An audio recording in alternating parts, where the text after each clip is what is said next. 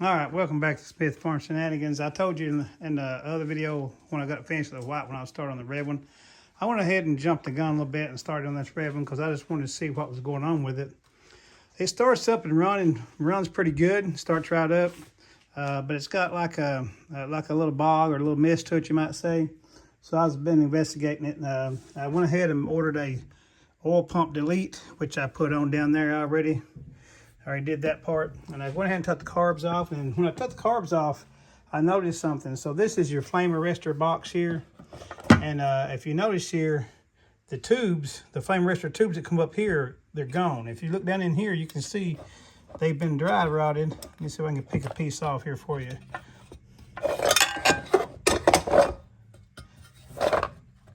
They've dry rotted and broken apart. And what that does when that happens is, guess where those pieces go? But there's a piece. They go down in your carbs more often than not. And so right now I'm in the process of disassembling these carbs. And this first one, I took the slide out and I did find some pieces of that broken rubber all down in here. Not a lot. I've already cleaned that one out. You can see a little piece right there still at the end of my finger. And so if you ever get one of these skis, and you see it, that's the first thing to check is to see if the flame arrestor tubes are gone, and if they've been dry rotted and they've broken apart, then they probably want that down in your carburetor, and you'll want to get that cleaned out as quick as possible before you run it much, because you can actually damage the engine if you keep running it like that, cause a lean condition, and one of the cylinders, or even one may pass through the carburetor already into the intake and into your reed valves. So it's a good thing to take your carbs apart in this situation and see what you got going on. Plus, I wanted to check the pop-off pressure on these ones, like we did last time in the other video for the white one. And I'll keep you informed as I work on this red one more. Something else I wanted to point out to you, when you're taking these slides out, I don't know if I've seen anybody mention this, but you'll see here, there's a little hole right there. You block that sun a little bit. There's a little hole right here. That hole lines up with this little hole right here in this slide baffle. That little hole right there can get clogged up. Now I don't know if you can see it, but I'm going to try to show it to you. Now you're not going to be able to see it probably, but that can get stopped up, and this one here is partially stopped up. What I like to do is take a little bitty piece of wire and run through that little hole here on this tube. There's a little metal ring inside here, and that's what you want to run the metal wire through to clean that out. Because if that's stopped up, that's an air passage that can affect the function of that slide. So I just wanted to update you on that and let you know what that's about.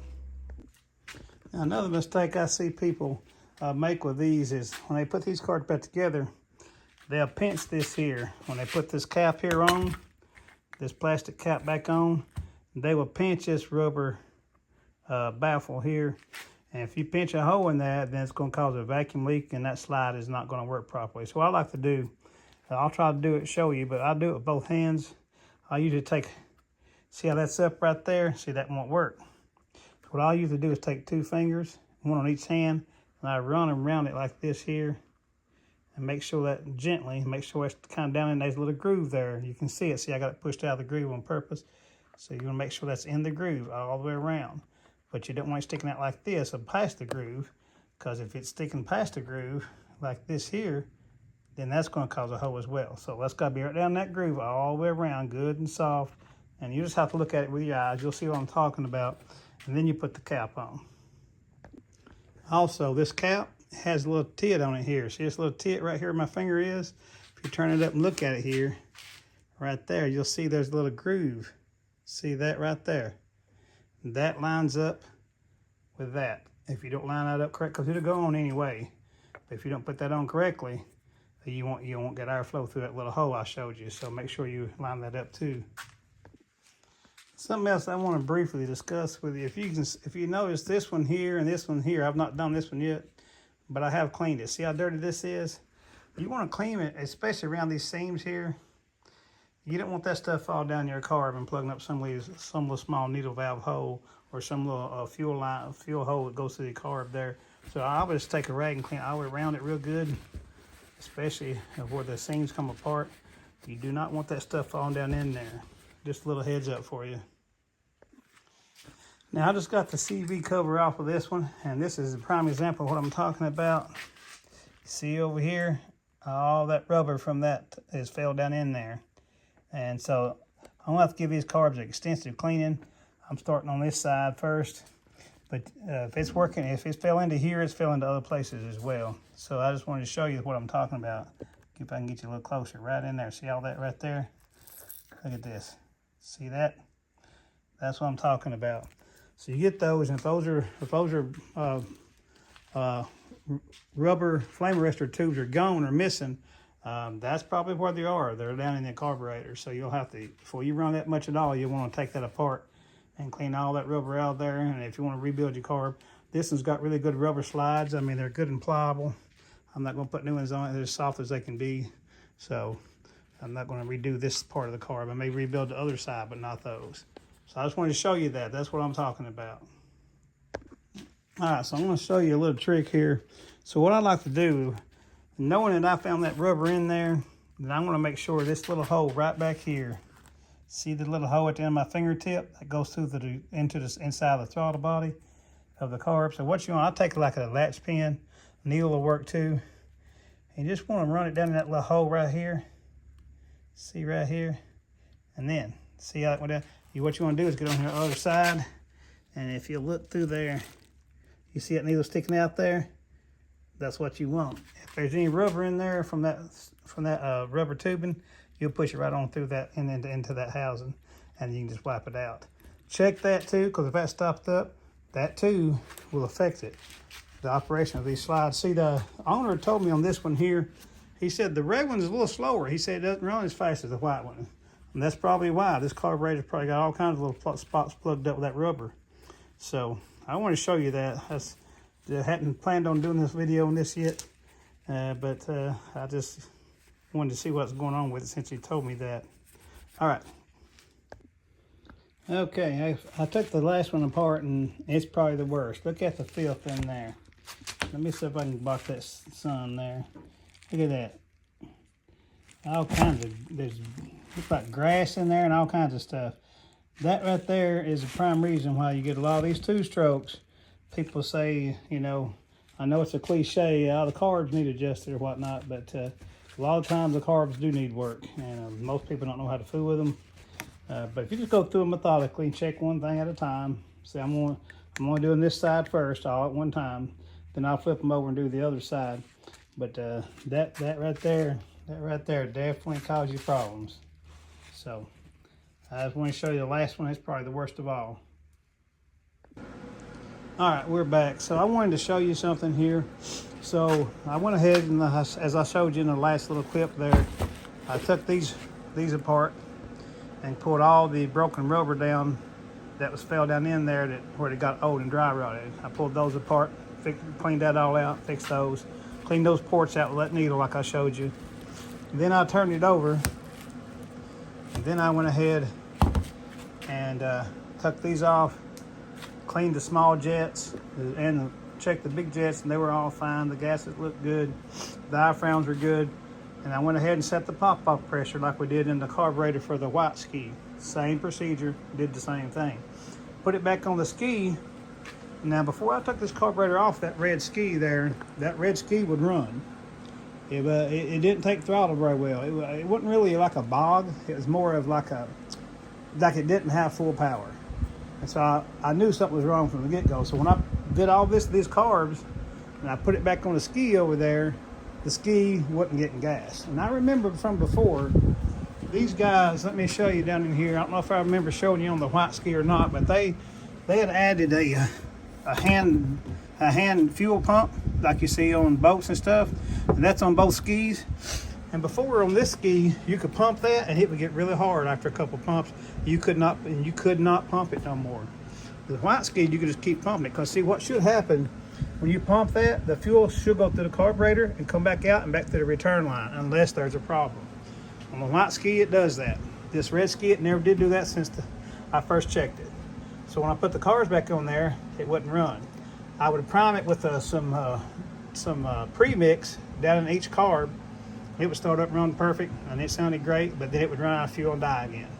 So I took the cars back off, because then I knew I knew from just knowing that we had a problem over here in this vacuum pump. On the main end of these carbs, on these 1100s, and I think they're on the 900s, I'm not sure, but they are on the 1100s, I know, is this vacuum pump. You know, you got your input, your output, and then you got the pulse line. And so what I did, these 4 screws here, I should have filmed this, but I'll explain it to you. It's actually pretty simple. I took these 4 screws off and pulled it apart, and it comes apart in 3 sections. I don't know if you can see it there. Right there where my thumbnail is the first section, then a little bit lower is a line, that's another section, and then that 3rd section, it comes apart. Now I don't know if someone had this off previously. I did clean it, but that wasn't a problem. Someone had turned, you can actually turn those gaskets rung in there. And but I took a air hose, I took it all apart, blew it all through, blew through the lines, and see these lines go in the back here. See your lines back here?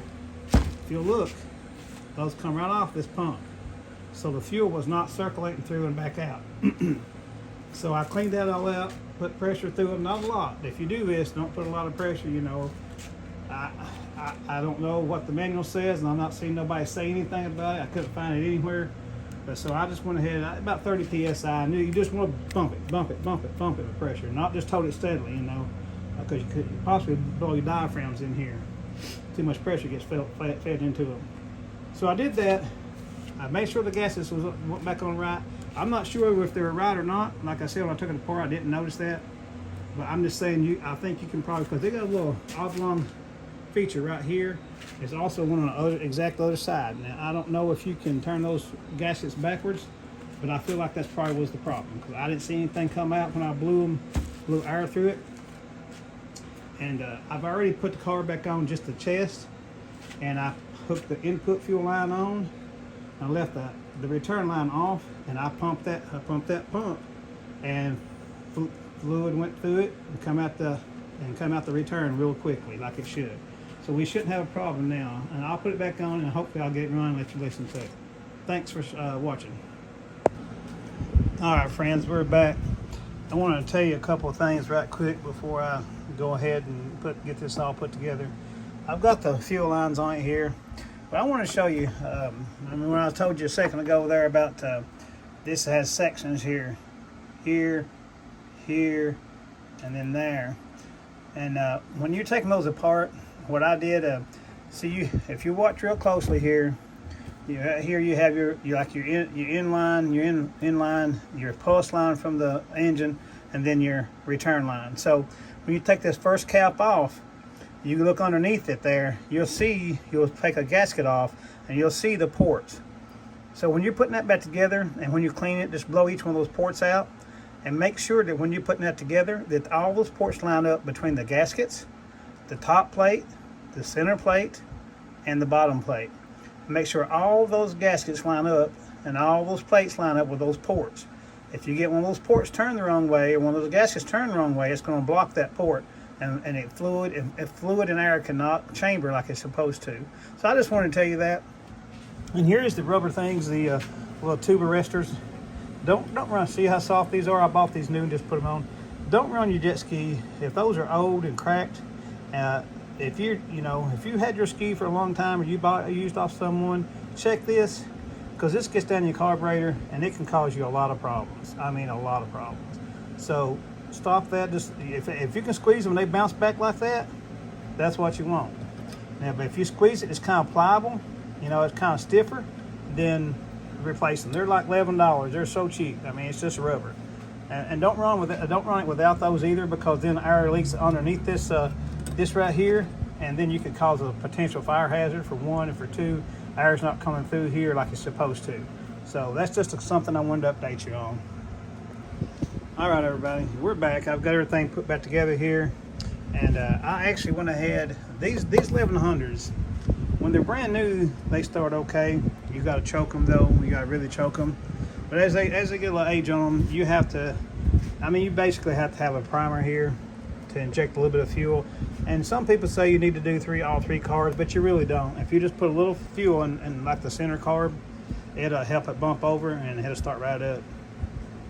I don't know yet. I'm pretty sure that's what'll happen.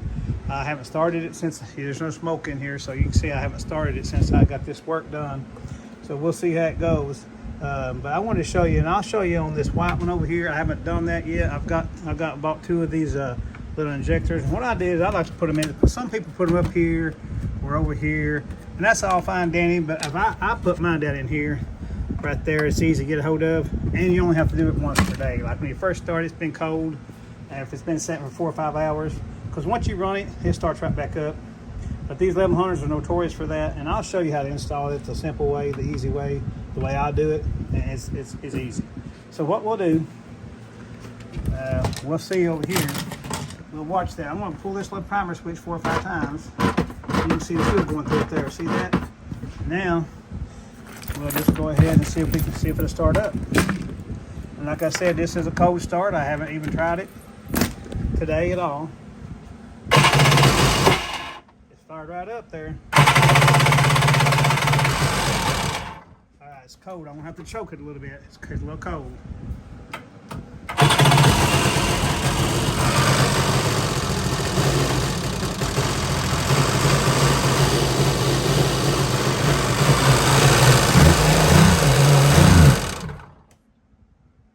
Cold. I'll try and give it gas there. It's a little cold still. I gotta put a Bendix in this one somewhere along the way. As you noticed that there. Yeah, see the Bendix are going out.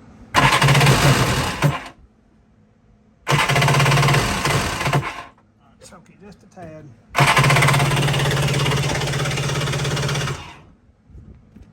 Just prime it just a little bit there.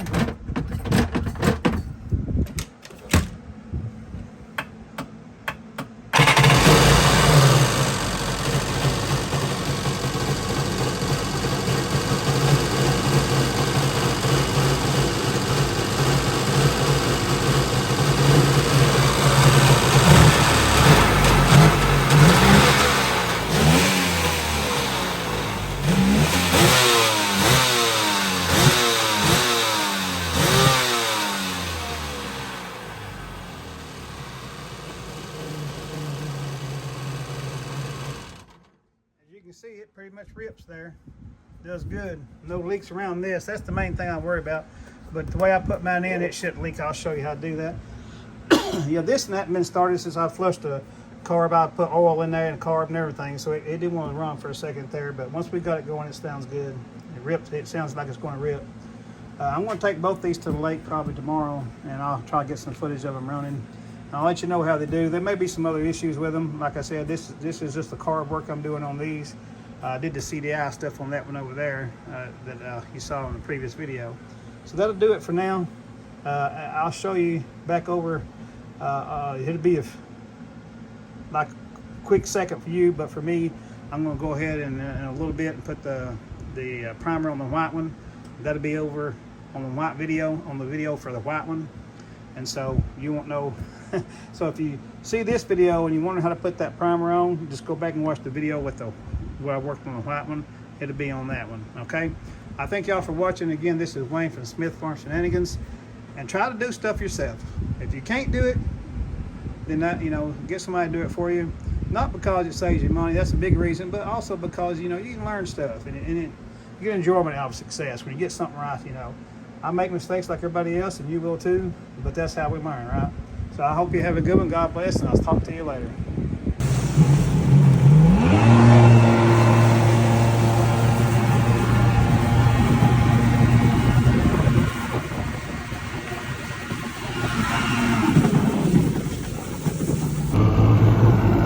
Running fine, full gauge from where we turned that fuel or that oil thing. Did the mods to that. It's all running fine. It's running great. It says it's full, no problems. Let's go.